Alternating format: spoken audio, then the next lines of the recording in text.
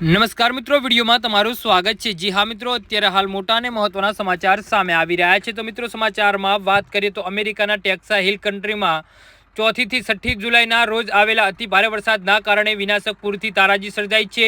વિનાશક પૂરના કારણે 28 બાળકો સહિત 100 થી વધુ લોકોએ જીવ ગુમાવ્યા છે। હાલ પૂરમાં ફસાયેલા લોકોને બચાવવા માટે ઇમરજન્સી ટીમો પૂરી તાકાત સાથે બોટ અને હેલિકોપ્ટરની મદદથી સતત શોધ કરી રહી છે। જી હા મિત્રો, અત્યારે હાલ મોટા અને દુઃખદ સમાચાર સામે આવી રહ્યા છે।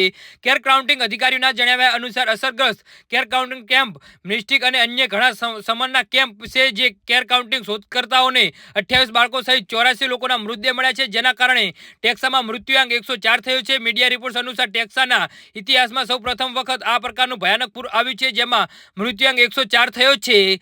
જી હા મિત્રો, અત્યારે હાલ મોટા અને મહત્વના સમાચાર સામે આવી રહ્યા છે।